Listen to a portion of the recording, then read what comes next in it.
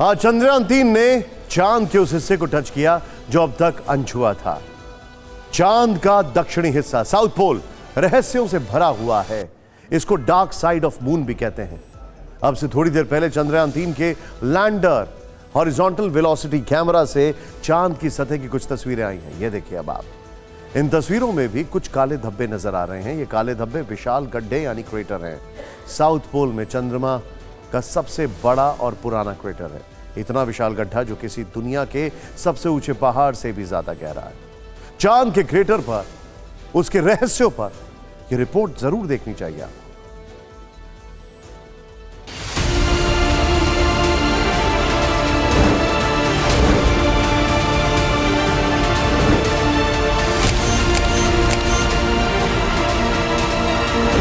ये चांद के सतह की वो तस्वीरें हैं जिन्हें चंद्रयान-3 के अत्याधुनिक कैमरों ने खींचा है। तस्वीरों को गौर से देखने पर कुछ गड्ढे नजर आ रहे हैं। इनमें से कुछ गड्ढे बहुत विशाल हैं, जिन्हें क्रेटर कहा जाता है। चांद पर विशाल क्रेटर की ऐसी ही तस्वीरें रूस के लूना 25 ने एक हफ्ते पहले भेजी थी। लूना 25 ने चांद की कक्षा में दाखिल होने के बाद चांद की सतह की ये तस्वीर कैमरे में कैद की। रूसी अंतरिक्ष एजेंसी रोसकॉस्मोस ने 17 अगस्त को ये तस्वीरें पूरी दुनिया से शेयर की।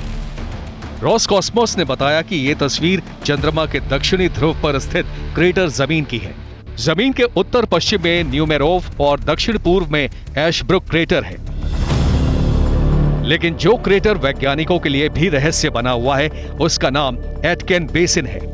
ये क्रेटर चांद के उसी दक्षिणी छोर पर स्थित है जहां इसरो के वैज्ञानिकों की नजर है। चांद के साउथ पोल पर सबसे गहरा और सबसे पुराना क्रेटर एटकेन बेसिन भी है।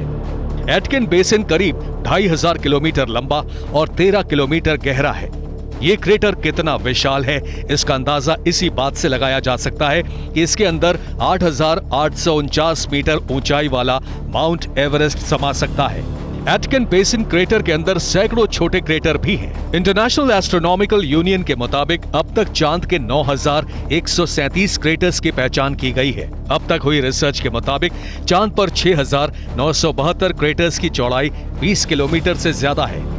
क्रेटर के बनने की कहानी भी समझ लीजिए। चांद पर दिखने वाले काले गड्ढे ब्रह्मांड में घूमने वाले उल्का पिंडों की जबरदस्त टक्कर से बने हैं। इसीलिए इन्हें इंपैक्ट क्रेटर कहा जाता है। क्रेटर को लेकर एक दिलचस्प तथ्य यह भी है कि चांद के एक क्रेटर का नाम मित्रा है। ये नामकरण 1970 में भारतीय वैज्ञानिक शिशिर कुमार मित्रा के नाम पर किया गया था।